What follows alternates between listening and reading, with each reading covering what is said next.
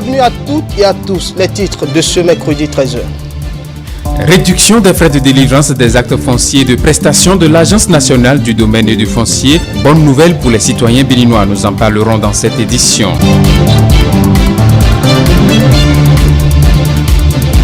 Cotonou toujours en chantier malgré les pluies de ces derniers jours. L'asphaltage se poursuit à plusieurs endroits dans la ville de Cotonou. C'est la preuve que les travaux ne sont pas conditionnés aux agendas politiques.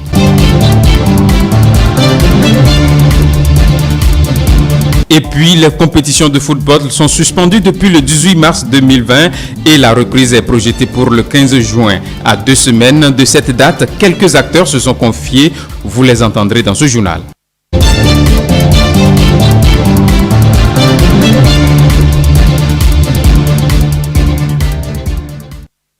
Voilà pour les titres. Merci de nous préférer pour vous informer. Les frais de délivrance des actes fonciers et de prestation de l'Agence nationale du domaine et du foncier ont été sensiblement réduits. Ceci pour le bonheur des populations. C'est ce qui ressort de l'arrêté du 23 mars 2020 pris par le ministre de l'Économie et des Finances et portant nomenclature des frais de délivrance des actes fonciers et des prestations de l'Agence nationale du domaine et du foncier. Plus d'explications dans ce commentaire. Le gouvernement béninois s'efforce de concrétiser sa vision de faire du foncier un levier de développement à travers la facilitation de l'accès des populations aux différentes prestations en matière foncière. C'est donc dans ce cadre que s'inscrit l'arrêté portant nomenclature des frais de délivrance des actes fonciers. Les frais fixes de la procédure de confirmation de droits fonciers sont passés de 118 500 francs en 2019 à 100 000 francs CFA en 2020 et ceci dans le but de rendre le titre foncier encore plus accessible. Les frais d'établissement des états descriptifs ont été également revus à la baisse, passant de 10 000 francs CFA à 5 000 francs CFA. Une prestation dématérialisée, de sorte que tout notaire peut obtenir où qu'il se trouve et instantanément une réponse à sa demande. En ce qui concerne les frais d'établissement de titres fonciers à partir des permis d'habiter, ils ont été ramenés à 160 000 francs CFA. À noter que le prix fixé par cet arrêté est un montant forfaitaire qui, en tout état de cause, est inférieur à ce qui était perçu. Les frais uniques de lotissement sont fixés à 80 000 francs CFA en 2020 contre 100 000 francs CFA en 2019. À noter également que les frais de dénonciation de commandement aux fins de visa et de publication constituent aujourd'hui 2% du montant de la dénonciation, ce qui correspondait à 3% en 2019. Les frais de mutation ont été aussi revus. Au lieu de 3%, des forfaits ont été instaurés par intervalle de valeur de l'immeuble. Un allègement qui cadre avec les exigences du Doing Business et qui fait état de l'amélioration du climat des affaires, surtout pour ce qui est relatif au transfert de propriété. Le consultant politique Agapit Napoléon Maforican était sur l'émission Le Grand Soir de ce mardi. Dans sa chronique, il a analysé la décision d'annulation de la réadiation de certains membres du parti Force Kouri pour un Bénin émergent. Il a également évoqué les élections communales et les rôles de chaque acteur politique UP, BR, FCBE dans la désignation des maires. Le secrétaire exécutif national des Forces Kouri pour un Bénin émergent FCBE est revenu sur sa décision portant radiation de plusieurs militants du parti. Les 84 démissionnaires peuvent être réintégrés, ce qui signifie que la radiation prononcée contre les concernés est annulée et n'est plus d'actualité. Une décision que le consultant politique analyse. Si le parti doit rester dans la logique des radiations, donc de la prise à date des départs et de leur renvoi, le parti perdrait. Je pense que Paul Oumpa et son équipe ont très vite compris qu'il fallait rétropédaler. Ils l'ont opportunément fait, c'est mieux. La décision, elle est opportune à mon avis. Pour moi, le parti devrait prendre des décisions contre eux. Mais aurait dû peut-être attendre, finir avec la bataille électorale avant d'agir. Donc, il ne l'a pas fait.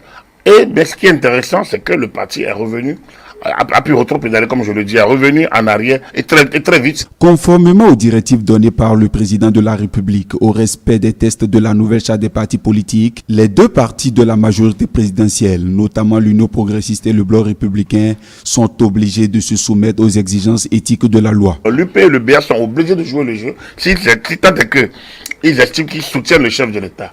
Si c'est leur leader, ils sont obligés de suivre les directives du leader, qui sont des directives d'ailleurs éthiques. Et les directives d'un nouveau temps politique, d'une nouvelle ère politique. C'est facile, effectivement. C'est des jeux politiques. Je le disais hier, la politique, c'est pas un jeu de garage, c'est un jeu d'adultes. Tout à fait. Je l'ai dit d'ailleurs. Mais au même moment, la politique aussi, c'est une éthique. Et quand le chef votre chef de file vous donne la conduite à suivre, vous êtes obligé de le faire, quitte à vous retourner après, dans d'autres créneaux, et dire vos appréhensions. Pour le consultant politique, la politique est une éthique et chaque acteur est convié à jouer sa partition. Ainsi, il rappelle les conditions d'installation des conseillers communaux, mais également les désignations des maires selon la majorité absolue. L'esprit de la réforme sympathisante, c'est il y a la majorité, il y a l'opposition. On a une charte de l'opposition, on a un code de... une loi qui parle des statuts de l'opposition.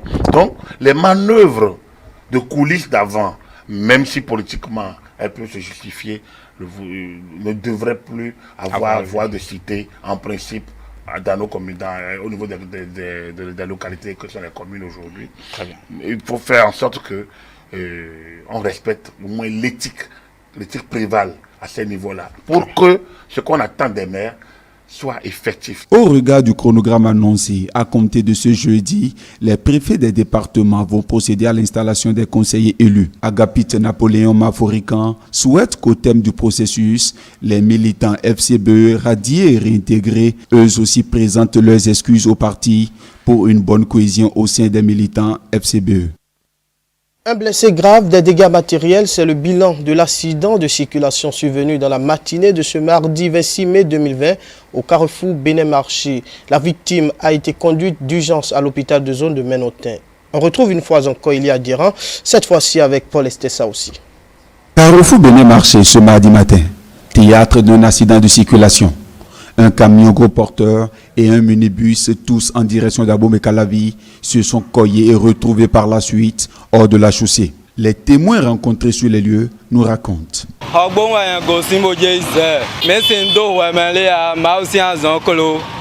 Les policiers régulaient la circulation, puis subitement surgit le camion qui venait à vive allure. Ne pouvant plus freiner, le chauffeur se retrouvait dans l'obligation de dévier à sa droite et croche sur son passage un bus. Heureusement, nous qui sommes à la droite, Dieu nous a épargnés du pire. C'est juste la moto Aoudjou qui a été recrochée et traînée par terre.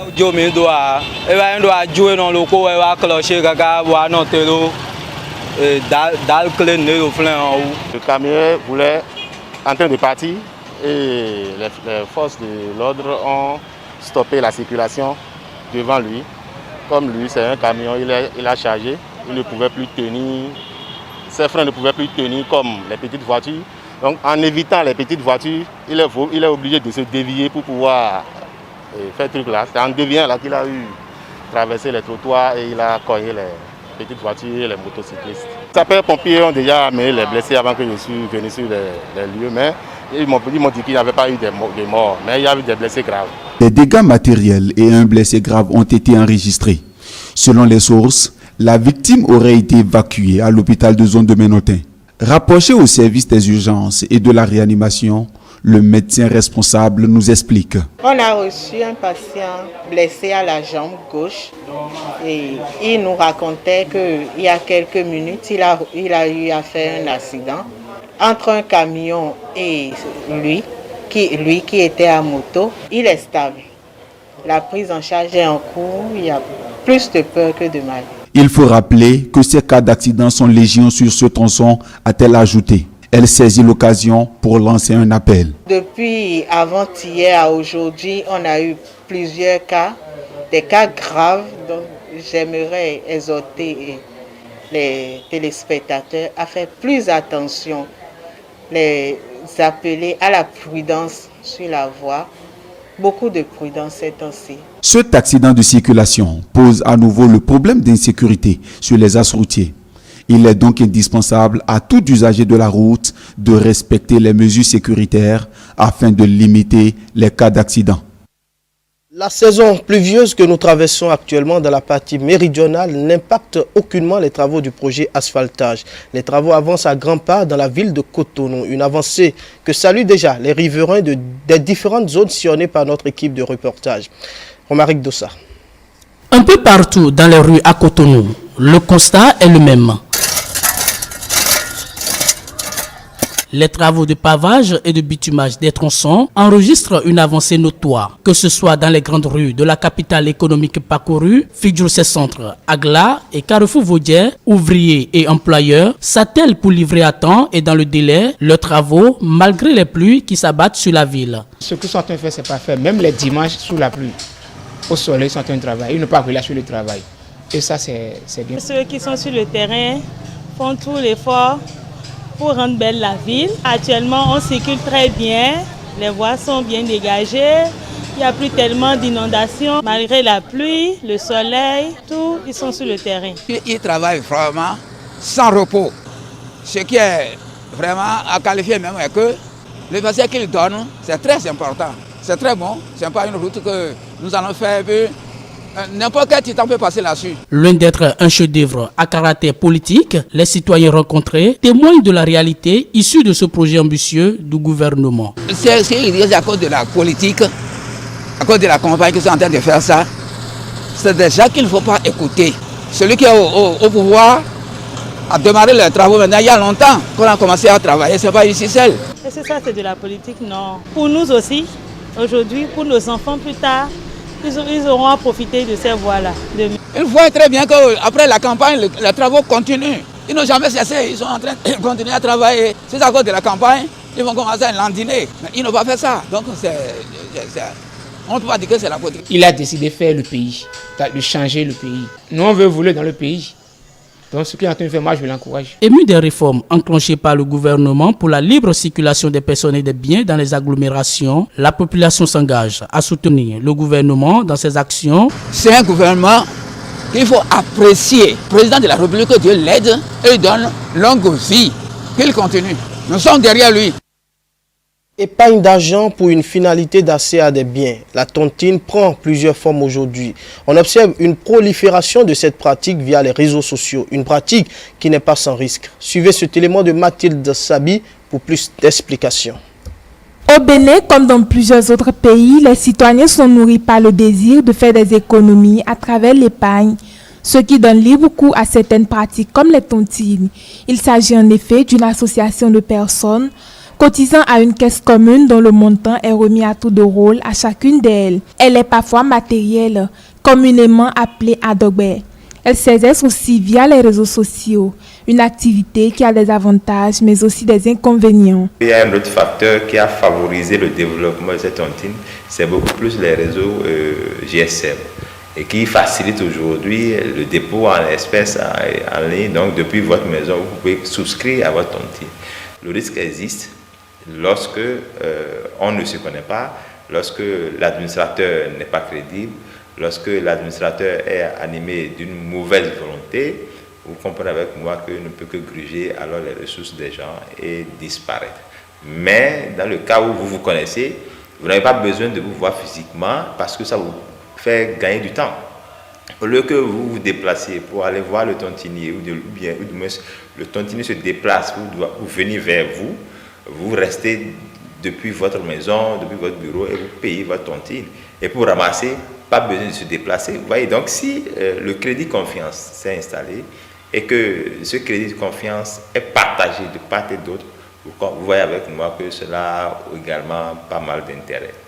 Aucune activité n'est sans risque, mais encore moins la tontine via les réseaux sociaux. Le spécialiste avertit. Et lorsque vous voulez poser un acte, vous devez être en mesure de mesurer les risques. Et en la matière, ce risque-là se paye de façon cash parce que la plupart du temps, pour ces tontines, on n'a pas une charte, on n'a pas un document qu'on signe, on n'a pas un contrat qu'on signe avec l'administrateur. Vous voyez que le risque est élevé s'il disparaissait.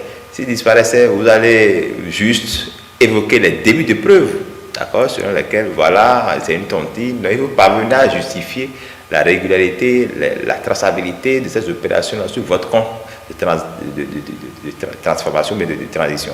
Donc, si vous n'avez pas cette capacité-là de prouver que effectivement vous êtes dans une situation de tontine et vous pouvez réunir les éléments de preuve, c'est que vous passez à côté. Et vous voyez avec moi que vous allez perdre votre argent facilement parce que toutes les transactions ne pourront pas être justifiées. La prudence est mère de sûreté, dit-on, rustico-financier. prodigue quelques conseils à ceux qui s'adonnent à cette pratique. Oui, c'est de très belles idées, mais il faut absolument militer dans des groupes où vous connaissez des gens, tout au moins les administrateurs. Et on ne dit pas que c'est mauvais, mais si vous ne maîtrisez pas l'administrateur, vous ne maîtrisez pas le degré de moralité de l'administrateur, c'est que le degré de risque est élevé. Donc je conseille aux gens d'abord, avant de l'intégrer, de faire l'effort de créer une rencontre physique, d'accord, avant toute tontine. Même si c'est sur une plateforme, on peut créer une rencontre physique aujourd'hui. Et on peut faire même des rencontres physiques, même en ligne, où tout au moins certaines personnes peuvent être présentes, mais d'autres peuvent être un peu loin, même participer quand même à cette séance-là, pour qu'il y ait quand même un contact réel et physique des membres d'accord de la.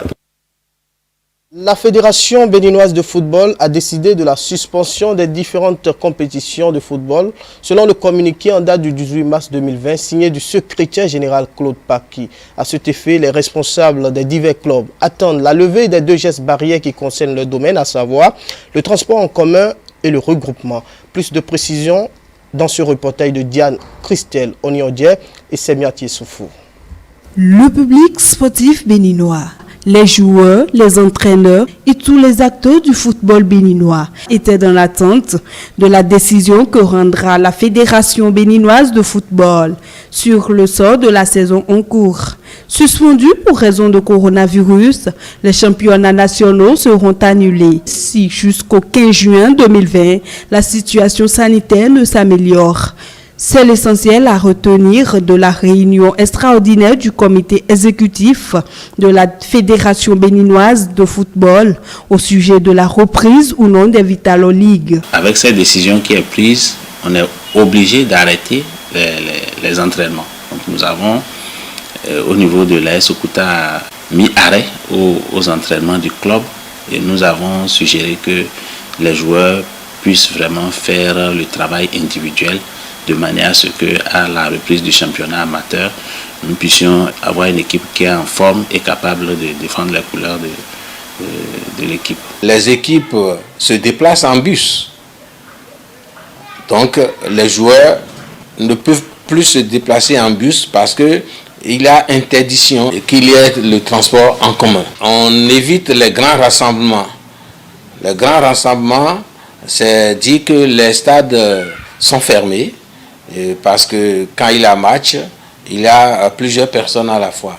Donc dès que ces 2 barrières ne seront pas levées, on ne pourra pas jouer. Aujourd'hui, quand vous voyez, nous les sportifs, c'est que nous avons pris du poids, il faut le reconnaître, parce que faut dire fréquemment, nous autres, nous pesons pour voir de quoi il est question. Mais il faut dire, pendant cette période déjà de 2 mois, nos poids ont augmenté. Rares sont ceux-là qui vont dire que le poids n'a pas augmenté. Donc le souhait de tout un chacun de nous maintenant là, c'est la reprise de ces activités sportives pour nous permettre de vivre réellement notre passion. Moi je suis de près et l'exécution de ce programme que j'ai donné à mes joueurs et qui essaie de l'exécuter chacun à son niveau. J'ai constaté que le travail individuel se poursuit. J'ai échangé avec bon nombre d'entre eux. J'ai été voir certains faire le travail individuel. Donc j'ai l'assurance qu'à la reprise, les gens pourront vraiment se débrouiller. C'est vrai, la baisse de forme, ce sera pour tout le monde, sauf pour ceux qui auront vraiment pris le temps de faire vraiment véritablement le travail individuel. Il va falloir attendre encore quelques semaines pour connaître la décision définitive de la Fédération béninoise de football sur la reprise ou non des championnats. Néanmoins, une note de soutien au club des ligues 1, 2 et 3 a été prise ce 25 mai 2020 à Porto-Novo. Si la compétition continuait, si il n'y avait pas de suspension, on est dans la logique de soutenir, d'apporter du soutien, de l'aide aux clubs qui participent aux différents championnats. Par la force des choses, ce championnat est suspendu. Ce championnat est suspendu ne veut pas dire que les les dirigeants de club, les présidents de club n'ont plus de charge. Ils ont bel et bien de charge parce que les joueurs sont toujours là à les attendre. Les joueurs attendent être payés, être soulagés et au pire des cas. Donc par rapport à ça, le comité exécutif a décidé d'apporter cette aide symbolique à tous les clubs. Bon, vivement que le football reprenne, parce qu'en dehors des championnats amateurs professionnels, il y a aussi le football d'entretien et nous tous, nous essayons de le faire tous les week-ends pour garder la forme. On a hâte d'être fixé pour savoir ce qu'il faut faire. À l'instant actuel, tous les signaux sont au rouge pour une reprise de la saison. Le Bénin compte à ce jour, 26 mai 2020, 208 cas confirmés de Covid-19, 87 sous traitement, 118 guéris et 3 décès. La patience des joueurs, entraîneurs et autres acteurs actifs du football béninois est vivement souhaitée. Mercredi 27 mai 2020, ce sera tout pour les informations de la mi-journée. Merci de l'avoir suivi. Surtout, n'oubliez pas de mettre vos masques et de vous laver les mains à l'eau et au savon. À bientôt.